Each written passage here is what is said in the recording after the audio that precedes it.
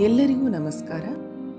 ಚಂದ್ರಮ ವಾರದ ಸಾಹಿತಿ ದಂಪತಿಗಳ ಸರಣಿಗೆ ತಮಗೆಲ್ಲ ಆದರದ ಸ್ವಾಗತ. ಇಂದು ಡಾಕ್ಟರ್ NP ಭಟ್ ಹಾಗೂ ಡಾಕ್ಟರ್ ಯಶೋಧಾ ಭಟ್ ದಂಪತಿಗಳ ಬದುಕು ಬರಹವನ್ನು ಸಂಕ್ಷಿಪ್ತವಾಗಿ ಪರಿಚಯಿಸಲಿದ್ದೇನೆ. ತತ್ವನಿಷ್ಠರಿಗೆ ಬೇರೆ ಊರುಗೋಲು ಬೇಕಾಗಿಲ್ಲ. ಗೃಹಸ್ಥ ಧರ್ಮ ಪಾಲನೆಯೂ ಹೀಗೆಯೇ. ಅನುಷ್ಠಾನಿಸುವವರು ವಿರಳ. ವಶಿಷ್ಠ ಅರುಂಧತಿ ಸ್ವರೂಪವನ್ನು, ಗೃಹಸ್ಥಾಶ್ರಮ ಧರ್ಮದ ಅನುಷ್ಠಾನವನ್ನು ಭಟ್ ದಂಪತಿಗಳಲ್ಲಿ ಕಾಣಬಹುದು. ಪ್ರತಿಯೊಬ್ಬ ಪುರುಷನಲ್ಲಿ ಭಾವನಾತ್ಮಕ ಸ್ತ್ರೀಗುಣವಿರುತ್ತದೆ. ಪ್ರತಿಯೊಬ್ಬ ಸ್ತ್ರೀಯಲ್ಲಿ ಪ್ರಾಯೋಗಿಕ ಚಿಂತನೆ, ಗಂಡು ಪ್ರವೃತ್ತಿ ಇರುತ್ತದೆ. ಇವೆರಡರ ಸಮನ್ವಯತೆ, ಪೂರಕ ಸಹಕಾರ ಪರಸ್ಪರ ಜೀವನ ಸಮೃದ್ಧಿಗೆ ಮತ್ತು ಸಾರ್ಥಕತೆಗೆ ಅವಶ್ಯಕ. ಭಟ್ ದಂಪತಿಗಳು ಬೌದ್ಧಿಕವಾಗಿ, ಭಾವನಾತ್ಮಕವಾಗಿ ಶಿವೆಯರ ಪ್ರಭಾವಳಿಗಳೊಂದಿಗೆ ಜೀವನ ಜ್ಞಾನಚಕ್ರ ಬಿಂಬಿಸುವ ಉತ್ಕೃಷ್ಟ ಮಾದರಿಗಳು. ತಮ್ಮ ವೈವಾಹಿಕ ಬಂಧನಕ್ಕೆ ತಮ್ಮ ಪರಿವಾರದ ಪಾರಂಪರಿಕ ಸಭ್ಯತೆ ಹಾಗೂ ಸಂಸ್ಕೃತಿಗಳ ಶ್ರೇಷ್ಠತೆಯಿಂದ ಸುಂದರಗೊಳಿಸಿಕೊಂಡಿದ್ದಾರೆ. ಖ್ಯಾತ ಕವಿ ಡಾಕ್ಟರ್ ವಿ.ಕೃ. ಗೋಕಾಕರ ಭವ್ಯ ವ್ಯಕ್ತಿತ್ವ, ಪಶ್ಚಿಮ ಸಹ್ಯಾದ್ರಿಯ ಔನ್ನತ್ಯ ಎರಡೂ ಸಮ್ಮಿಳಿತಗೊಂಡಿವೆ. ಇವರು ಸಾಹಿತ್ಯದೊಂದಿಗೆ ಬೆಳೆದಿದ್ದಾರೆ, ಸಾಹಿತ್ಯದೊಂದಿಗೆ ಬದುಕಿದ್ದಾರೆ. ಪರಿಚಯ ಮಾಡಿಕೊಳ್ಳುತ್ತಾ ಸಾಗೋಣ. ನಾರಾಯಣ ಪರಮೇಶ್ವರ ಭಟ್ಟರು ಮಾರ್ಚ್ 9, 1932 ಜನಿಸುತ್ತಾರೆ. ತಂದೆ ಪರಮೇಶ್ವರ ಭಟ್ಟರು ಶಿಕ್ಷಕರಾಗಿದ್ದವರು. ತಾಯಿ ಪರಮೇಶ್ವರಿ ಭಟ್ಟ. ಪ್ರಾಥಮಿಕ ಶಿಕ್ಷಣವನ್ನು ಶಿರಾಲಿಯಲ್ಲಿ ಮತ್ತು ಹೈಸ್ಕೂಲ್ ಶಿಕ್ಷಣವನ್ನು ಹೊನ್ನಾವರಗಳಲ್ಲಿ ಪೂರೈಸಿರುತ್ತಾರೆ. ಡಾಕ್ಟರ್ ಯಶೋಧಾ ಭಟ್ಟರು ಜುಲೈ 21, 1933 ಧಾರವಾಡದಲ್ಲಿ ಜನಿಸುತ್ತಾರೆ. ಖ್ಯಾತ ಸಾಹಿತಿ ಪದ್ಮಶ್ರೀ ಡಾಕ್ಟರ್ ವಿನಾಯಕ ಕೃಷ್ಣ ಗೋಕಾಕರು ಇವರ ತಂದೆಯವರು. ತಾಯಿ ಶಾರದಾ ಗೋಕಾಕರು. ಪ್ರಾಥಮಿಕ ಹಾಗೂ ಹೈಸ್ಕೂಲ್ ಶಿಕ್ಷಣವನ್ನು ಸಾಂಗ್ಲಿ, ಧಾರವಾಡ, ಸಿಕಂದ್ರಾಬಾದ್ ಮತ್ತು ವೀಸ್ ನಗರಗಳಲ್ಲಿ ಪೂರೈಸಿರುತ್ತಾರೆ. NP ಭಟ್ಟರು ತಮ್ಮ ಕಾಲೇಜು ಶಿಕ್ಷಣವನ್ನು ಸಾಂಗ್ಲಿಯ ವಿಲ್ಲಿಂಗ್ಡನ್ ಕಾಲೇಜಿನಲ್ಲಿ ಪ್ರಾರಂಭಿಸುತ್ತಾರೆ. ಪೂನಾ ವಿಶ್ವವಿದ್ಯಾಲಯದಿಂದ BA ಆನರ್ಸ್ ಪದವಿಯನ್ನು ಗಳಿಸುತ್ತಾರೆ. ಮುಂಬೈ ವಿಶ್ವವಿದ್ಯಾಲಯದಿಂದ MA ಅರ್ಥಶಾಸ್ತ್ರ ವಿಶ್ವವಿದ್ಯಾಲಯಕ್ಕೆ ಪ್ರಥಮ ಸ್ಥಾನ ಗಳಿಸಿ ತೇರ್ಗಡೆ ಹೊಂದುತ್ತಾರೆ. 2 ಪ್ರತಿಷ್ಠಿತ ಸುವರ್ಣ ಪದಕಗಳನ್ನು ತಮ್ಮದಾಗಿಸಿಕೊಳ್ಳುತ್ತಾರೆ. ಸೇಠ್ ಮಂಗಲ್ದಾಸ್ ಜೈಸಿಂಗ್ಭಾಯ್ ಅರ್ಥಶಾಸ್ತ್ರ ಪಾರಿತೋಷಕ ಮತ್ತು ಸರ್ ಲಾರೆನ್ಸ್ ಜೆಂಕಿನ್ ಶಿಷ್ಯವೇತನ ಪಡೆದುಕೊಂಡಿರುತ್ತಾರೆ. ಯಶೋಧಾ ಭಟ್ಟರು ರಾಜಾರಾಮ್ ಕಾಲೇಜು ಕೊಲ್ಹಾಪುರದಲ್ಲಿ PUC ಕಲಿತಿರುತ್ತಾರೆ ಮತ್ತು ಧಾರವಾಡದ ಕರ್ನಾಟಕ ಕಾಲೇಜಿನಲ್ಲಿ BA ಆನರ್ಸ್ ಯೂನಿವರ್ಸಿಟಿಗೆ ಪ್ರಥಮ ಸ್ಥಾನ ಗಳಿಸಿ ತೇರ್ಗಡೆ ಹೊಂದುತ್ತಾರೆ. ಈ ಮೂಲಕ ರೊದ್ದ ಗೋಲ್ಡ್ ಮೆಡಲ್ ವಿಜೇತರಾಗುತ್ತಾರೆ. MA ಆಂಗ್ಲ ಸಾಹಿತ್ಯವನ್ನು ಕರ್ನಾಟಕ ವಿಶ್ವವಿದ್ಯಾಲಯ ಧಾರವಾಡದಲ್ಲಿ ಪೂರೈಸಿ ವಿಶ್ವವಿದ್ಯಾಲಯಕ್ಕೆ ಪ್ರಥಮ ಸ್ಥಾನ ಪಡೆದಿರುತ್ತಾರೆ. ವಿದ್ಯಾರ್ಥಿ ದೆಸೆಯಲ್ಲಿಯೇ ಸ್ಕಾಲರ್, ವಾಗ್ಮಿಯಾಗಿ ಅನೇಕ ಪಾರಿತೋಷಕಗಳನ್ನು ಗೆದ್ದುಕೊಂಡಿರುತ್ತಾರೆ. ಪತ್ರಿಕೆಗಳಲ್ಲಿ, ಮ್ಯಾಗಝೀನ್ಗಳಲ್ಲಿ ಕನ್ನಡ, ಇಂಗ್ಲಿಷ್ ಭಾಷೆಗಳಲ್ಲಿ ಲೇಖನಗಳು, ಕಥೆಗಳು ಬೆಳಕು ಕಂಡಿರುತ್ತವೆ. 1957 ನಾರಾಯಣ ಪರಮೇಶ್ವರ ಭಟ್ಟರೊಂದಿಗೆ ಯಶೋಧಾ ಭಟ್ಟರ ವಿವಾಹವು ಜರುಗುತ್ತದೆ. NP ಭಟ್ಟರು ಅಖಿಲ ಭಾರತ ಮಟ್ಟದ IRS ಇಂಡಿಯನ್ ರೆವಿನ್ಯೂ ಸರ್ವೀಸಸ್ ಪರೀಕ್ಷೆಯಲ್ಲಿ ತೇರ್ಗಡೆಯಾಗಿ ಆದಾಯ ತೆರಿಗೆ ಅಧಿಕಾರಿಯಾಗಿ ನೇಮಕಗೊಂಡು ಕೇಂದ್ರ ಸರ್ಕಾರದ ಸೇವೆಯನ್ನು ಆರಂಭಿಸುತ್ತಾರೆ. ಯಶೋಧಾ ಭಟ್ಟರು ಕೂಡ ಇಂಗ್ಲಿಷ್ ಪ್ರಾಧ್ಯಾಪಕರಾಗಿ ವೃತ್ತಿಯನ್ನು ಆರಂಭಿಸುತ್ತಾರೆ. NP ಭಟ್ಟರು ಅಮೆರಿಕದ ಕ್ಯಾಲಿಫೋರ್ನಿಯಾ ವಿಶ್ವವಿದ್ಯಾಲಯದ ಬರ್ಕ್ಲಿಯಲ್ಲಿ ಪಬ್ಲಿಕ್ ಅಡ್ಮಿನಿಸ್ಟ್ರೇಷನ್, ಸಾರ್ವಜನಿಕ ಆಡಳಿತ ವಿಷಯದಲ್ಲಿ ಹೆಚ್ಚಿನ ವ್ಯಾಸಂಗವನ್ನು ಮಾಡಿ MA ಗಳಿಸಿಕೊಂಡಿರುತ್ತಾರೆ. ಅಂತಾರಾಷ್ಟ್ರೀಯ ತೆರಿಗೆಯಲ್ಲಿ ಡಿಪ್ಲೊಮಾ ಪದವಿಯನ್ನು ಕೂಡ ಹಾರ್ವರ್ಡ್ ವಿಶ್ವವಿದ್ಯಾಲಯದಿಂದ ಪೂರೈಸಿಕೊಂಡಿದ್ದಾರೆ. ಡಾಕ್ಟರ್ ಯಶೋಧಾ ಭಟ್ಟರು ಪತಿಯ ವೃತ್ತಿಯನ್ನನುಸರಿಸಿ ದೇಶದ ವಿವಿಧ ಕಡೆಗಳಲ್ಲಿ ಅಧ್ಯಾಪನಾ ವೃತ್ತಿ ಸಲ್ಲಿಸಿದ್ದಾರೆ. ಬೆಳಗಾವಿ, ನಾಗಪುರ, ಚೆನ್ನೈ, ಸೂರತ್, ಇಂದೋರ್ ಹಾಗೂ ದೆಹಲಿಯ KM ಕಾಲೇಜಿನಲ್ಲಿ ಸುದೀರ್ಘ 23 ವರ್ಷಗಳ ಕಾಲ ಸೇವೆ ಸಲ್ಲಿಸಿದ್ದು, ಆಂಗ್ಲ ಸಾಹಿತ್ಯದಲ್ಲಿ ಸೀನಿಯರ್ ರೀಡರ್ ಆಗಿ ನಿವೃತ್ತಿ ಹೊಂದಿದ್ದಾರೆ. 1978ರಲ್ಲಿ ಇಂದೋರ್ ವಿಶ್ವವಿದ್ಯಾಲಯದಿಂದ PhD ಪದವಿಯನ್ನು ಕೂಡ ಗಳಿಸಿರುತ್ತಾರೆ. ವೃತ್ತಿಯಲ್ಲಿ ಇಬ್ಬರ ಸಾಧನೆಯನ್ನು ನೋಡೋಣ. NP ಭಟ್ಟರು ಭಾರತ ಸರ್ಕಾರದ ವರಮಾನ ತೆರಿಗೆ ಖಾತೆಯಲ್ಲಿ ಪ್ರಥಮ ದರ್ಜೆ ಅಧಿಕಾರಿಯಾಗಿ ಸೇವೆ ಸಲ್ಲಿಸಿದ್ದಲ್ಲದೆ ಪ್ರಧಾನ ಆಯುಕ್ತರಾಗಿ ಸೇವೆ ಸಲ್ಲಿಸಿದ್ದಾರೆ. ಡೆಪ್ಯುಟೇಷನ್ ಹುದ್ದೆಗಳಲ್ಲಿ ಪ್ರಧಾನ ಆಯುಕ್ತರಾಗಿ 1990ರಿಂದ 1992ರವರೆಗೆ ಅಪಿಲೇಟ್ ಟ್ರಿಬ್ಯುನಲ್ ಸದಸ್ಯರಾಗಿದ್ದರು. 1985ರಲ್ಲಿ ಭಾರತ ಸರ್ಕಾರದ MRTP ಕಮಿಷನ್ಸ್ನ ಪ್ರಪ್ರಥಮ ಮಹಾನಿರ್ದೇಶಕರಾಗಿ ಸೇವೆ ಸಲ್ಲಿಸಿದ್ದಾರೆ. Chief commissioner of income tax officer ಆಗಿ ನಿವೃತ್ತಿ ಹೊಂದುತ್ತಾರೆ. ಯಶೋಧಾ ಭಟ್ಟರು ಇಂಗ್ಲಿಷ್ ಸಾಹಿತ್ಯ ಕಲಿಸುವುದರೊಡನೆ ಇಂದಿರಾ ಗಾಂಧಿ ಮುಕ್ತ ವಿಶ್ವವಿದ್ಯಾಲಯ ಅಂದರೆ IGNOದಲ್ಲಿ ಅಕಾಡೆಮಿಕ್ ಕೌನ್ಸಿಲರ್ ಆಗಿ ಕ್ರಿಯೇಟಿವ್ ರೈಟಿಂಗ್ ಇನ್ ಇಂಗ್ಲಿಷ್, ಆಂಗ್ಲ ಸಾಹಿತ್ಯದಲ್ಲಿ ಸೃಜನಾತ್ಮಕ ಬರವಣಿಗೆ ಕುರಿತು 5 ವರ್ಷಗಳ ಕಾಲ ಸೇವೆ ಸಲ್ಲಿಸಿರುತ್ತಾರೆ. ಅನೇಕ ಕಾನ್ಫರೆನ್ಸ್ಗಳಲ್ಲಿ ಹಾಗೂ ಮಹಿಳಾ ಸಮಾವೇಶಗಳಲ್ಲಿ ಭಾಗವಹಿಸಿರುತ್ತಾರೆ. ಇನ್ನು ಸಾಹಿತ್ಯಿಕವಾಗಿ ಭಟ್ ದಂಪತಿಗಳನ್ನು ನೋಡೋಣ. NP ಭಟ್ಟರ ಪ್ರಕಟಿತ ಕೃತಿಗಳು: ದಕ್ಷಿಣ ಧ್ರುವ ನಕ್ಕಾಗ ಮತ್ತು ಇತರ ಕಥೆಗಳು ಕಥಾಸಂಕಲನ, ಅಲ್ಲಿಯ ಇಲ್ಲಿಯ ಕಥೆಗಳು ಕಥಾಸಂಕಲನ, ಹೆಮ್ಮರಗಳು ತಲೆ ಎತ್ತಿವೆ ಕವನ ಸಂಗ್ರಹ, ಕುಬೇರ ರಾಜ್ಯದ ಚಿತ್ರವಿಚಿತ್ರ ಅಮೇರಿಕಾದ ಪ್ರವಾಸ ಕಥನಗಳು. ಈ ಕೃತಿಗೆ 1983ರಲ್ಲಿ ಕರ್ನಾಟಕ ರಾಜ್ಯ ಸಾಹಿತ್ಯ ಅಕಾಡೆಮಿಯ ಪ್ರಶಸ್ತಿ ಪ್ರಾಪ್ತವಾಗಿದೆ. ಇವರ ಕೆಲವು ಕಥೆಗಳು ವಿಶ್ವವಿದ್ಯಾಲಯಗಳ ಪಠ್ಯಪುಸ್ತಕಗಳಲ್ಲಿ ಸೇರ್ಪಡೆಗೊಂಡಿವೆ.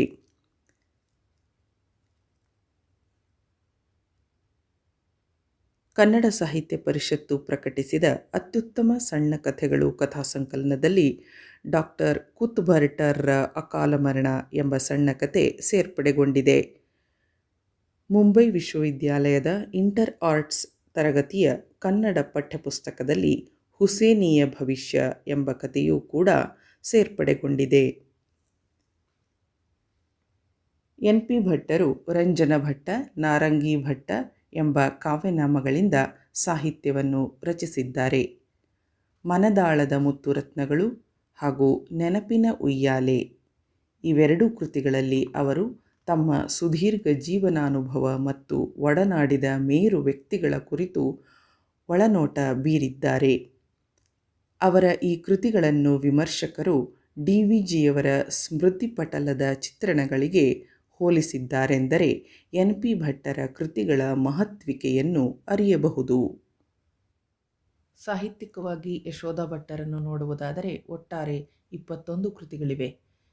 ಇವುಗಳನ್ನು 4 ತರಹದ ಕೃತಿಗಳಾಗಿ ವಿಂಗಡಿಸಬಹುದು: ಕನ್ನಡದ ಕೃತಿಗಳು, ಇಂಗ್ಲಿಷ್ ಕೃತಿಗಳು, ಅನುವಾದಿತ ಕೃತಿಗಳು ಹಾಗೂ ಸಂಶೋಧನಾ ಕೃತಿಗಳು. ಕನ್ನಡ ಕೃತಿಗಳಲ್ಲಿ ಮೊದಲಿಗೆ ಶ್ರೀ ಸತ್ಯಸಾಯಿ ಚಿಂತನ ಅನ್ನುವ ಪುಸ್ತಕ ಹೊರತಂದಿದ್ದಾರೆ. ಇದರಲ್ಲಿ ಅವರ ಸಮಗ್ರ ಜೀವನಾನುಭವವನ್ನೇ ಇಲ್ಲಿ ಕಾಣಬಹುದಾಗಿದೆ. ಮುಂದಿನದು ಪ್ರಾತಸ್ಮರಣೀಯರು ಎಂಬುವ ಪುಸ್ತಕವನ್ನು ಹೊರತಂದಿದ್ದಾರೆ. ಹೆತ್ತ ತಂದೆ ತಾಯಿಯರನ್ನು ನೆನೆದು ಬಾಲ್ಯದಲ್ಲಿ ನಲಿದಾಡಿ ಬೆಳೆದ ದಿನಗಳನ್ನು ಆಪ್ತವಾಗಿ ಕಟ್ಟಿಕೊಟ್ಟಿದ್ದಾರೆ. ವಿಚಾರ ವಿಲಾಸ ಎನ್ನುವ ಹೊತ್ತಿಗೆಯಲ್ಲಿ ಚಿಂತನಗಳು, ಜೀವನ ಪ್ರೀತಿಯನ್ನು ಸ್ಫುರಿಸುವ ಸದಾಶಯ ಹೊತ್ತ ಅನೇಕ ಲೇಖನಗಳು ಇಲ್ಲಿವೆ. ಇನ್ನು ಕನ್ನಡದ ಸಂಪಾದಿತ ಕೃತಿಗಳಲ್ಲಿ ಕನ್ನಡಕ್ಕೊಬ್ಬರೇ ಗೋಕಾಕರು ಎನ್ನುವ ಕೃತಿಯನ್ನು ಹೊರತಂದಿದ್ದಾರೆ. ಇದರ ಸಂಪಾದಕರಾಗಿ ಡಾಕ್ಟರ್ ಯಶೋಧಾ ಭಟ್ಟರು ಡಾಕ್ಟರ್ ಗೀತಾ ವಸಂತ ಅವರೊಂದಿಗೆ ಸಂಪಾದಿಸಿದ್ದಾರೆ. ಇದರಲ್ಲಿ ಗೋಕಾಕರ ಕಾವ್ಯ ಗದ್ಯಗಳ ಕುರಿತಾದ ಲೇಖನಗಳ ಸಂಗ್ರಹವಿದೆ. ಇನ್ನೊಂದು ಸಂಪಾದಿತ ಕೃತಿ ಎಂದರೆ ಭಾರತ ಸಿಂಧು ರಶ್ಮಿ ಒಂದು ವಿವೇಚನೆ. ಇದನ್ನು ಅನಿಲ್ ಗೋಕಾಕರೊಂದಿಗೆ ಯಶೋಧಾ ಭಟ್ಟರು ಸಂಪಾದಿಸಿರುತ್ತಾರೆ.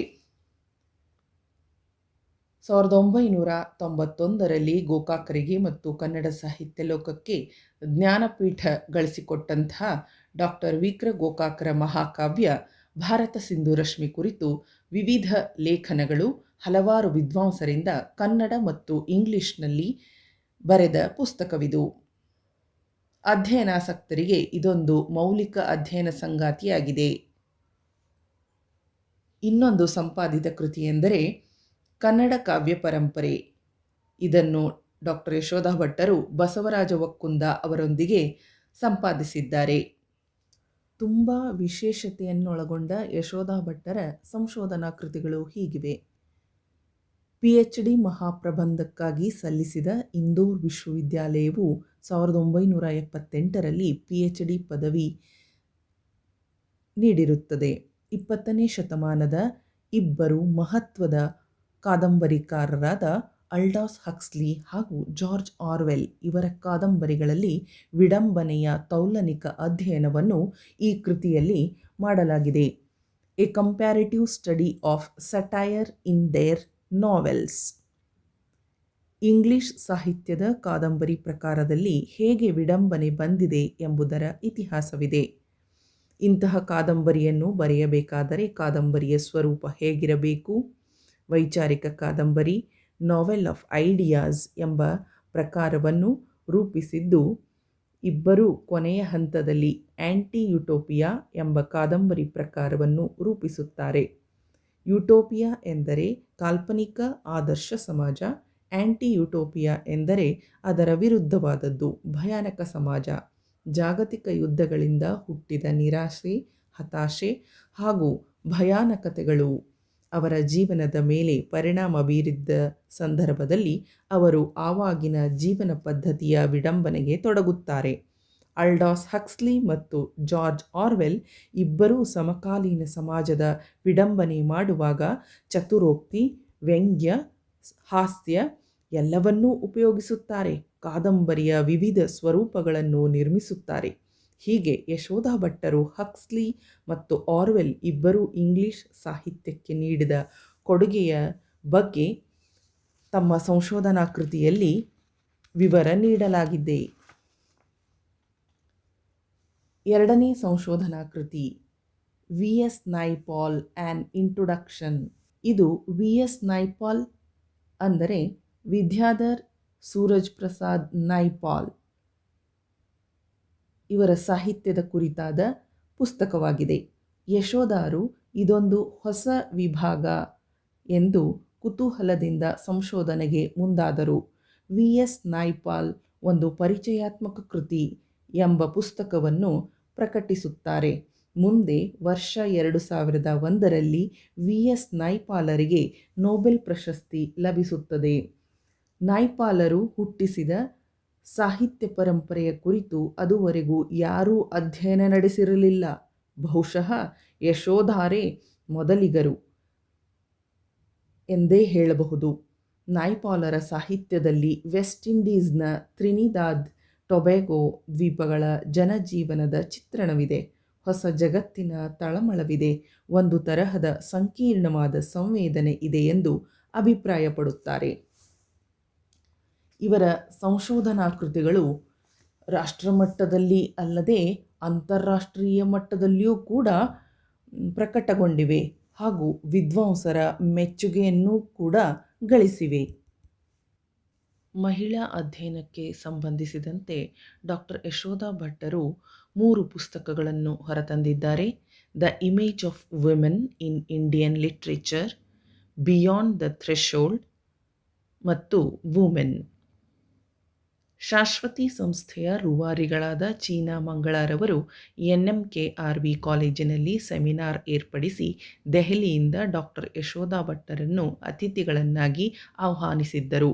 ಆ ಸಮಾರಂಭದಲ್ಲಿ ನಡೆದ ಮಹಿಳಾ ಅಧ್ಯಯನ ಕುರಿತಾದ ವಿಷಯ ಮಂಡನೆಗಳನ್ನು ಮತ್ತು ಲೇಖನಗಳನ್ನು ಪುಸ್ತಕ ರೂಪದಲ್ಲಿ ಪ್ರಕಟಿಸಲಾಯಿತು. ಇದಕ್ಕೆ ಯಶೋಧಾರೇ ಪ್ರಧಾನ ಸಂಪಾದಕರಾಗಿದ್ದರು. ಈ ಕೃತಿಯಲ್ಲಿ ಭಾರತದ 13 ಭಾಷೆಗಳ ಸಾಹಿತ್ಯದಲ್ಲಿ ಮೂಡಿಬಂದ ಮಹಿಳೆಯರ ಚಿತ್ರಣದ ಇತಿಹಾಸವಿದೆ ಹಾಗೂ ಭಾರತೀಯ ಮಹಿಳೆಯರು ವಿವಿಧ ಕ್ಷೇತ್ರದಲ್ಲಿ ಮಾಡಿದ ಸಾಧನೆಯ ಬಗ್ಗೆ ಬರೆದ 45 ಲೇಖನಗಳಿವೆ.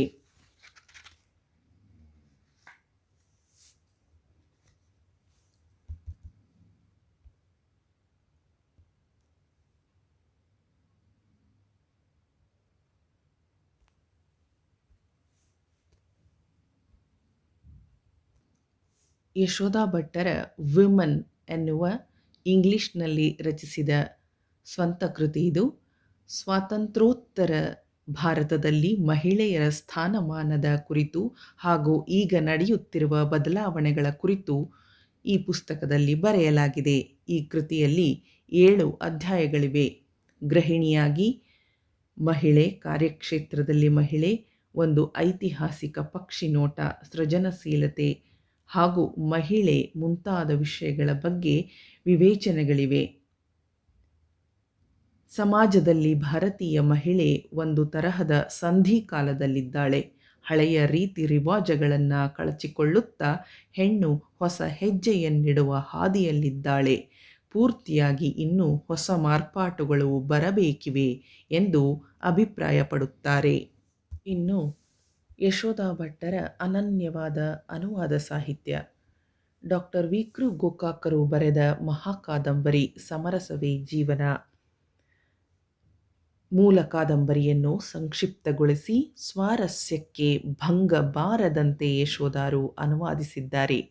ಅದು ದ ಎಗೊನಿ ಆ್ಯಂಡ್ ದ ಗ್ಲೋರಿ ಎಂಬ ಹೆಸರಿನಿಂದ ಪ್ರಕಟಗೊಂಡಿದೆ. ಕಾದಂಬರಿಯು ಸುಮಾರು ಅರ್ಧದಷ್ಟು ಭಾಗವನ್ನು ಕಡಿಮೆ ಮಾಡಿದ್ದರೂ ಮೂಲ ಪರಿಕಲ್ಪನೆಗೆ ಯಾವುದೇ ಕೊರತೆ ಬಾರದಂತೆ ನೋಡಿಕೊಂಡಿರುವುದು ಯಶೋಧಾರ ಕೌಶಲವೇ ಸರಿ. ಯಶೋಧಾರಿಗಿದ್ದ ಕನ್ನಡದ ಸಂವೇದನೆ ಮತ್ತು ದೇಶೀ ಜೀವನದ ಕಲ್ಪನೆ ಅನುವಾದದಲ್ಲಿ ಮರುಸೃಷ್ಟಿಯಾಗಿದೆ ಎನ್ನಬಹುದು. ಈ ಅನುವಾದದ ಕುರಿತು ಮೇರು ಸಾಹಿತಿಗಳಾದ ಡಾಕ್ಟರ್ ಹಾಮಾನಾಯಕರು ಮತ್ತು ಡಾಕ್ಟರ್ UR ಅನಂತಮೂರ್ತಿಯವರು ಬಹುವಾಗಿ ಮೆಚ್ಚುಗೆ ವ್ಯಕ್ತಪಡಿಸಿದ್ದರು. ಇಂಗ್ಲಿಷ್ ಅನುವಾದದ ನಂತರ ಸಹಜವಾಗಿಯೇ ಈ ಕಾದಂಬರಿ ಕರ್ನಾಟಕದ ಹೊರಗೆ ಪ್ರಯಾಣ ಬೆಳೆಸಿ ರಾಜ್ಯದ ವಿವಿಧ ಭಾಷೆಗಳಿಗೆ ಅನುವಾದಗೊಂಡಿತು. ಇತ್ತೀಚೆಗೆ ಅದು ಫ್ರೆಂಚ್ ಭಾಷೆಯಲ್ಲಿಯೂ ಅನುವಾದಗೊಂಡಿದೆ ಎಂಬ ಮಾತು ಕೇಳಿಬರುತ್ತಿದೆ. ಅನೇಕ ಕನ್ನಡದ ಕಥೆಗಳನ್ನೂ ಸಹ ಇಂಗ್ಲಿಷಿಗೆ ಅನುವಾದಿಸಿದ್ದಾರೆ. ಅವು ಆಗಿನ ಪತ್ರಿಕೆಗಳಲ್ಲಿ ಪ್ರಕಟಗೊಂಡಿದ್ದವು. ಈಗ ಅವುಗಳನ್ನೆಲ್ಲ ಸಂಗ್ರಹಿಸಿ love is blind and other stories ಎಂಬ ಶೀರ್ಷಿಕೆಯಲ್ಲಿ ಪುಸ್ತಕವನ್ನು ಹೊರತಂದಿದ್ದಾರೆ. NP ಭಟ್ಟರು ಸಹ ಬಿಸಿನೆಸ್ ಪ್ರೊಫೈಲ್ ಮಾಸಿಕದಲ್ಲಿ ಇನ್ ಎ ಲೈಟರ್ ವೇನ್ ಶೀರ್ಷಿಕೆಯಡಿ ಅಂಕಣ ಬರಹಗಳನ್ನು ಬರೆಯುತ್ತಿದ್ದರು. ಇವುಗಳನ್ನೆಲ್ಲ ಸಂಗ್ರಹಿಸಿ ಇಫ್ಸ್ ಅಂಡ್ ಬಟ್ಸ್ ಎನ್ನುವ ಪುಸ್ತಕವನ್ನು ಹೊರತಂದಿದ್ದಾರೆ. ಹೊರನಾಡಿನಲ್ಲಿ ಭಟ್ ದಂಪತಿಗಳ ಕನ್ನಡ ಚಟುವಟಿಕೆ ಹಾಗೂ ಕನ್ನಡ ಪರ ಕೆಲಸಗಳು. ಹೊರನಾಡಿನಲ್ಲಿ ವಾಸಿಸುವ ಕನ್ನಡಿಗರು ಕರ್ನಾಟಕದ ಸಾಂಸ್ಕೃತಿಕ ರಾಯಭಾರಿಗಳಂತೆ ಕ್ರಿಯಾಶೀಲರಾಗಿರಬೇಕು ಎಂಬ ವರಕವಿ ದ ರಾ ಬೇಂದ್ರೆ ಮತ್ತು ಪ್ರೊಫೆಸರ್ ರಂಶ್ರೀ ಮುಗುಳಿಯವರ ಮಾತುಗಳು ಭಟ್ಟರಿಗೆ ಪ್ರೇರಣಾದಾಯಕವಾಗಿದ್ದವು. IRS ಅಧಿಕಾರಿಯಾಗಿ ಚೆನ್ನೈಯಲ್ಲಿ ಇರುವಾಗಲೂ ಕನ್ನಡ ಸಂಘದಲ್ಲಿ ಪಾಲ್ಗೊಳ್ಳುತ್ತಿದ್ದರು.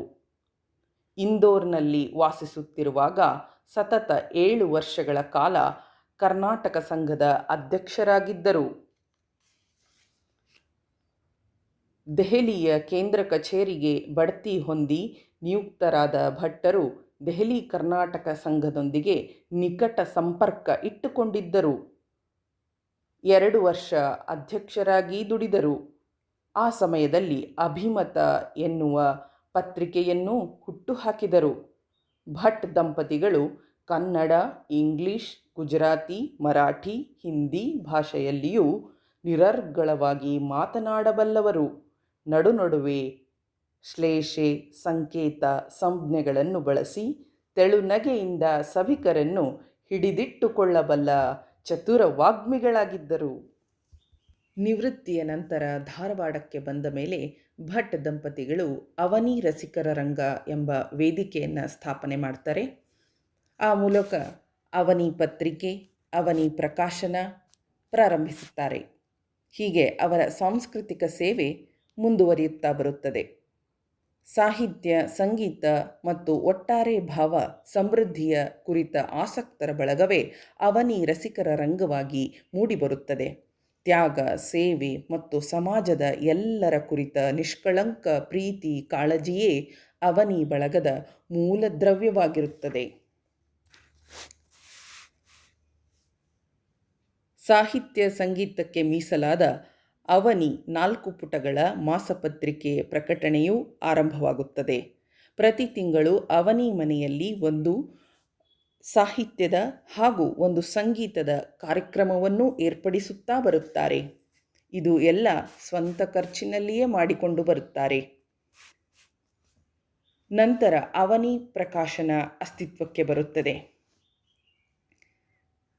ಕಾಲಗರ್ಭದಲ್ಲಿ ಹೂತು ಮರೆಯಾಗಿ ಹೋಗಬಹುದಾಗಿದ್ದ ಮಹಿಳಾ ಲೇಖಕಿ ದೇವಾಂಗನಾ ಶಾಸ್ತ್ರಿ ಅವರನ್ನು ಗುರುತಿಸಿ ಬೆಳಕಿಗೆ ತಂದು ಸಾಹಿತ್ಯಿಕ ವಲಯದಲ್ಲಿ ಪರಿಚಯಿಸಿದ್ದು ಅವನಿ ರಸಿಕರ ರಂಗದ ಹೆಗ್ಗಳಿಕೆಯೆಂದೇ ಹೇಳಬಹುದು.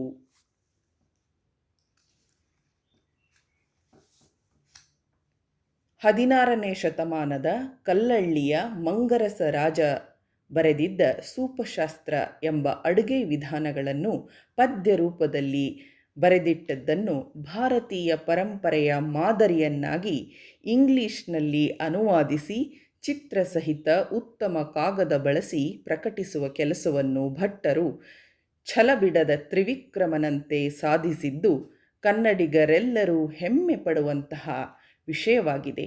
ಸಾಂಸ್ಕೃತಿಕ ಪರಂಪರೆಯ ವಸ್ತು ಸಂಗ್ರಹಾಲಯದ ಸ್ಥಾಪನೆ.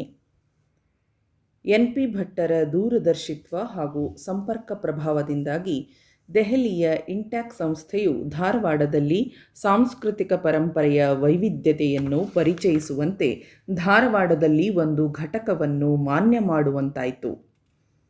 2007ರಂದು ಅಸ್ತಿತ್ವಕ್ಕೆ ಬಂದ ಈ ಸಂಸ್ಥೆಗೆ ಶ್ರೀ ಎನ್.ಪಿ. ಭಟ್ಟರು ಮತ್ತು ಬ್ರಿಗೇಡಿಯರ್ ಎಸ್.ಜಿ. ಭಾಗವತರು ಸಂಚಾಲಕರಾಗಿದ್ದರು. ಕರ್ನಾಟಕದಲ್ಲಿ ಧಾರವಾಡ ನಗರಕ್ಕೆ ಮೈಸೂರಿನಂತೆ ಸಾಂಸ್ಕೃತಿಕ ನಗರಿ ಎಂಬ ಖ್ಯಾತಿಯೂ ಇದೆ.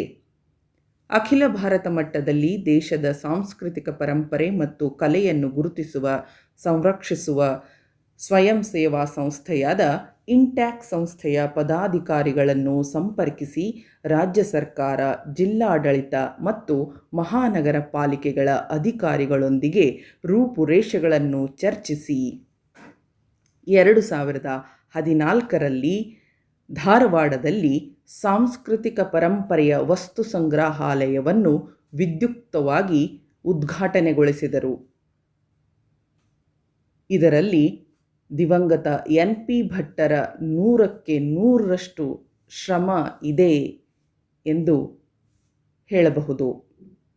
ಈ ಕಾರಣದಿಂದಾಗಿ ಇಡೀ ಧಾರವಾಡ ನಗರವೇ ಅಲ್ಲ, ಕನ್ನಡಿಗರೆಲ್ಲರೂ ಹೆಮ್ಮೆ ಪಡುವಂತಹ ಒಂದು ವಿಷಯವಾಗಿದೆ ಅಂತಲೂ ಹೇಳಬಹುದು. ಗ್ರಂಥಗಳು, ಗ್ರಂಥ ಭಂಡಾರಗಳು ಜ್ಞಾನ ಪ್ರಸಾರಕ್ಕೆ ಬುನಾದಿ ಕ್ಷೇತ್ರಗಳು. ಓದುವ ಹವ್ಯಾಸ ಕಡಿಮೆಯಾಗಲು ಉತ್ತಮ ಗ್ರಂಥಾಲಯಗಳ ಸೌಲಭ್ಯ ಇಲ್ಲದಿರುವುದು ಒಂದು ಕಾರಣವೇ ಸರಿ. ಓದಿಗಾಗಿ ಹಸಿವಿರದ ಸಮಾಜ ಆರೋಗ್ಯಕರವಾಗಿ ಬೆಳೆಯಲಾರದು. ಸದಭಿರುಚಿಯ ಸಮುದಾಯವನ್ನು ಜ್ಞಾನಾಕಾಂಕ್ಷೆ ಜೊತೆಗೆ ಸಹಜ ಪ್ರೀತಿಯ ಉದ್ದೀಪನೆಯಿಂದ ಕಟ್ಟಬಹುದೆಂದು ಮನಗಂಡ ಭಟ್ ದಂಪತಿಗಳು ಧಾರವಾಡದಲ್ಲಿ 2 ಗ್ರಂಥಾಲಯಗಳನ್ನು ಸ್ಥಾಪಿಸುತ್ತಾರೆ.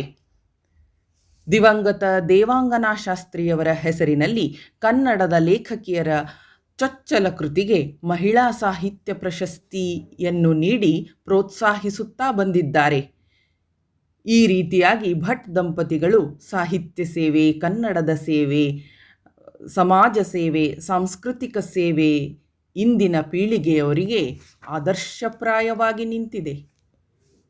ಎಂಥ ಸಾರ್ಥಕ ಜೀವನ, ಎಂಥ ಪರಿಪಕ್ವಗೊಂಡ ಮನಸ್ಸು!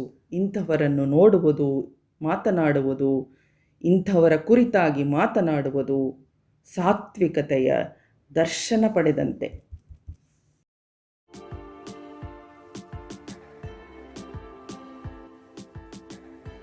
ಇದೀಗ ಕರೋನಾ ಮಹಾಸುರನ ಆರ್ಭಟ. ಯಾರೂ ಎಲ್ಲೂ ಹೊರಗೆ ಹೋಗೋ ಹಾಗಿಲ್ಲ. ಇತ್ತೀಚೆಗೆ ಹೊರಗೆ ಹೋಗುವುದು ಮತ್ತು ಕಾರ್ಯಕ್ರಮಗಳು ನಡೀತಾ ಇದೆ. ಆದರೂ ಇನ್ನೂ ಹೆಚ್ಚು ಏನು ಪ್ರಚಲಿತವಾಗಿಲ್ಲ. ಈ ಕರೋನಾ ಮಹಾಸುರನ ಈ ಆರ್ಭಟದಿಂದ ನನ್ನಂಥ ಸೀನಿಯರ್ ಸಿಟಿಸನ್ಸಿಗೆ ಬಹಳ ಲಾಭ ಆಯಿತು. ವಿಭಾ ಪುರೋಹಿತ್ ಅಂತವರು ನನ್ನ ಮನೆಗೆ ಬಂದು ನನ್ನ ಮಾತುಗಳನ್ನು ರೆಕಾರ್ಡ್ ಮಾಡ್ಕೋತಾ ಇದ್ದಾರೆ. ಇದು ಕರೋನಾ ಮಹಾಸುರನ ಆರ್ಭಟದ ಲಾಭ ಅಂತ ಅನ್ಬೋದೋ ಏನೋ. ಇಲ್ಲಾಂದರೆ ನಾನೆಲ್ಲೂ ಹೊರಗೆ ಹೋಗ್ತಿರಲಿಲ್ಲ, ಈ ಸಾಹಸವನ್ನು ಮಾಡುತ್ತಿರಲಿಲ್ಲ. ನನಗೀಗ 87 ವರ್ಷ. ಇನ್ನು ನನ್ನ ಬಗ್ಗೆ ಹೇಳೋದಾದರೆ, ನಾನು ಯಶೋಧಾ ಭಟ್. ನಾನು ಕನ್ನಡ ಸಾಹಿತ್ಯದ ದಿಗ್ಗಜರಾದ ಡಾಕ್ಟರ್ ವಿ ಕೃ ಗೋಕಾಕ್ ಅವರ ಹಿರಿಯ ಮಗಳು, IRS ಆಫೀಸರ್ ಆಗಿ ನಿವೃತ್ತರಾದ ಶ್ರೀ NP ಭಟ್ ಅವರ ಪತ್ನಿ. ನಾನು ಸ್ವತಃ ಇಂಗ್ಲಿಷ್ ಸಾಹಿತ್ಯದ ಪ್ರಾಧ್ಯಾಪಕಿಯಾಗಿ ಭಾರತದ ಅನೇಕ ಸ್ಥಳಗಳಲ್ಲಿ ನಮ್ಮ ಮನೆಯವರೊಡನೆ ಇದ್ದು ಸೇವೆ ಸಲ್ಲಿಸಿ ನಿವೃತ್ತರಾದವಳು.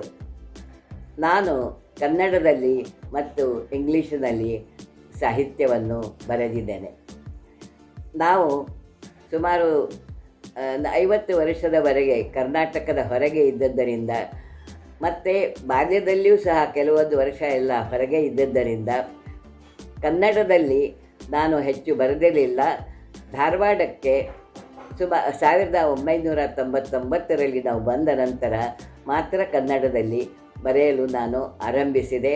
ಧಾರವಾಡದ ಮಣ್ಣು, ಇಲ್ಲಿ ಸಾಹಿತ್ಯ ಇಲ್ಲಿಯ ಮಣ್ಣಿನಲ್ಲೇ ಇದೆ, ಅದು ನನ್ನನ್ನು ಬರೆಸಿತು. ಹೀಗಾಗಿ ಇಂಗ್ಲೀಷ್ನಲ್ಲಿ ನನ್ನ ಕೆಲವು ಕೃತಿಗಳಿವೆ, ಕನ್ನಡದಲ್ಲಿಯೂ ನನ್ನ ಕೃತಿಗಳಿವೆ. ಇದು ನನ್ನ ಸಾಹಿತ್ಯದ ವಿಸ್ತಾರ.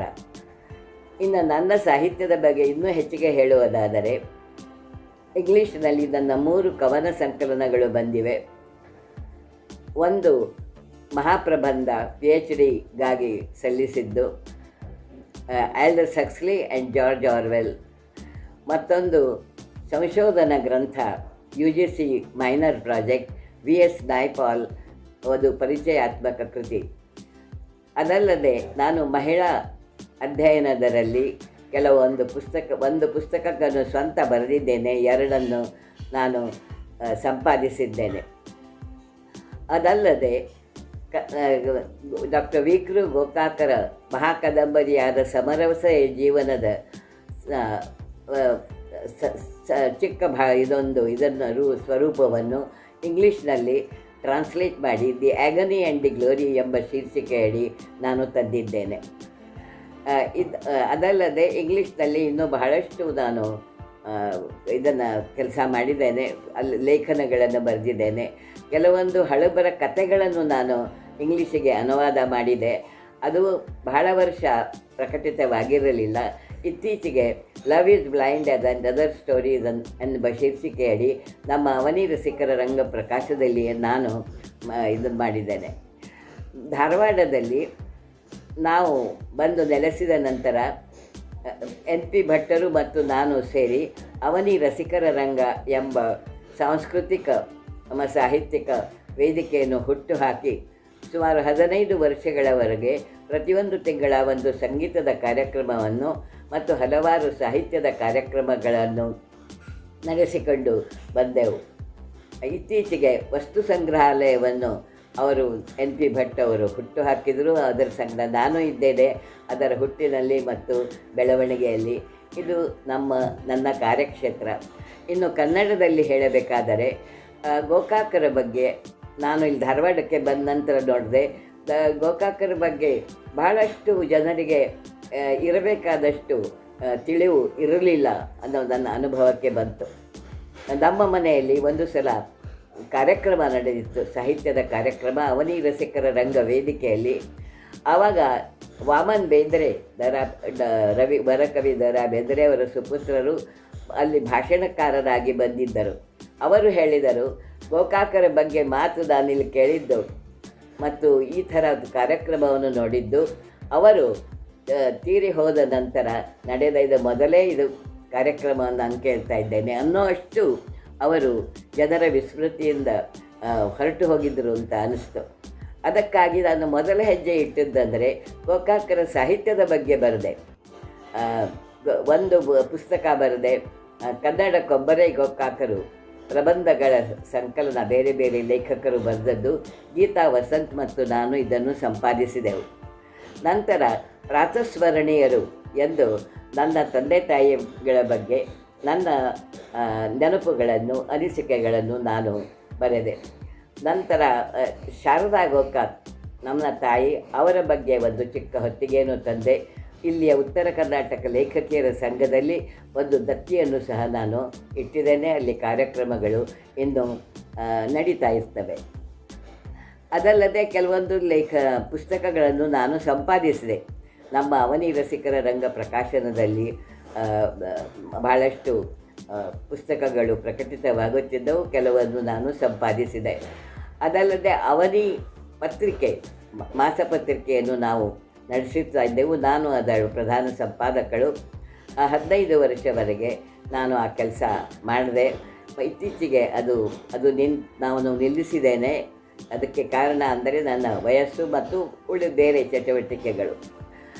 ಈ ಅವನಿ ಪತ್ರಿಕೆಯ ಇತಿಹಾಸದ ಬಗ್ಗೆ ಇಲ್ಲಿಯ ಪತ್ರಿಕೋದ್ಯಮ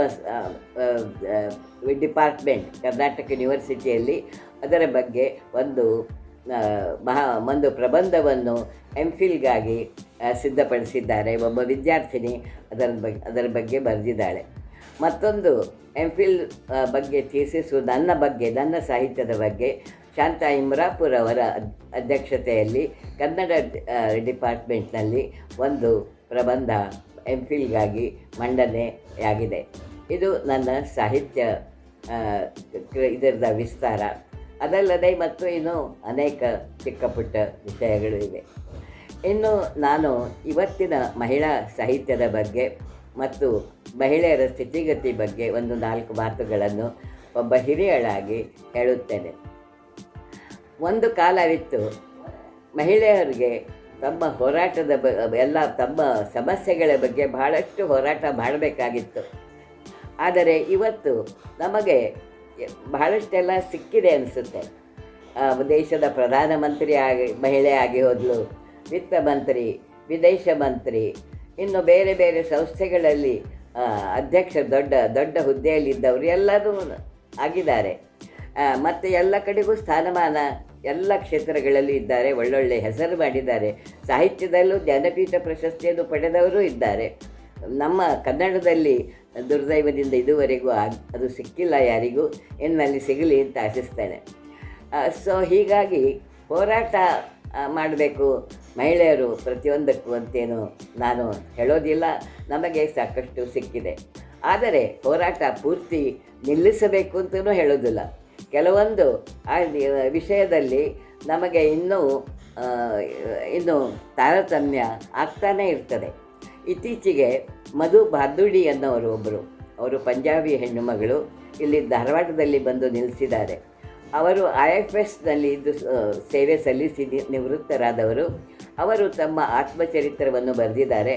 ಅದರಲ್ಲಿ ಆ IFS ಸೇವೆಯಲ್ಲಿಯೇ ಹೇಗೆ ತಾರತಮ್ಯ ನಡೀತು, ಹೇಗೆ ತಾವು ಹೋರಾಟ ಮಾಡಿದೆವು ಅನ್ನೋದರ ಬಗ್ಗೆ ಒಂದು ರೋಚಕವಾದ ಪುಸ್ತಕವನ್ನು ಬರೆದಿದ್ದಾರೆ. ಅದು ಇನ್ನೂ ಪ್ರಿಂಟ್ ಆಗಿಲ್ಲ. ಅದು ಅದರ ಇಂಗ್ಲೀಷ್ನಲ್ಲಿದೆ ಮೂಲ. ಕನ್ನಡದಲ್ಲಿ ಅದಕ್ಕೆ ಅನುವಾದ ಶ್ರೀಮತಿ ಅರುಂಧತಿ ಸೌದತ್ತಿ ಅವರು ಮಾಡಿದ್ದಾರೆ. ಅದು ಇನ್ನು ಮೇಲೆ ಪ್ರಕಟಿತವಾಗುತ್ತದೆ. ಸೊ ಪೂರ್ತಿಯಾಗಿ ನಿಲ್ಲಿಸಬೇಕು ಅಂತ ಹಿಂಗೇನು ಹೇಳೋದಿಲ್ಲ. ನಾನು ಒಂದು ಸಣ್ಣ ವಿಷಯ ಹೇಳ್ತೇನೆ. ಹೆಣ್ಣು ಮಕ್ಕಳಿಗೆ ಡಾಕ್ಟರೇಟ್ ಡಿಗ್ರಿ ಇರುತ್ತೆ, ಆದರೆ ಎಲ್ಲಾದರೂ ಯಾವುದಾದ್ರೂ ಒಂದು ಲಿಸ್ಟ್ ನೋಡ್ಲಿಕ್ಕೆ ಹೋದರೆ ಅದರಲ್ಲಿ ಹೆಣ್ಣು ಮಕ್ಕಳಿಗೆ ಡಾಕ್ಟರೇಟ್ ಇದ್ದವ್ರನ್ನ ತೆಗೆದುಬಿಟ್ಟಿರ್ತಾರೆ, ಯಾರಿಗೆ ಇರೋದಿಲ್ಲ ಪುರುಷರಿಗೆ ಅವರಿಗೆ ಕೊಟ್ಟಿರ್ತಾರೆ, ತೋರಿಸ್ತಿರ್ತಾರೆ. ಇದು ನನ್ನ ಅನುಭವಕ್ಕೆ ಬಂದ ಮಾತು. ಆದರೆ ನಾನು ಇಷ್ಟು ಕಡೆಗೆ ನಮ್ಮ ಮನೆಯವರ ಸೇವೆಯಿಂದಾಗಿ ನಾನು ಅಖಿಲ ಭಾರತ ಇದರಲ್ಲಿ ಓಡಾಡಿದವಳು.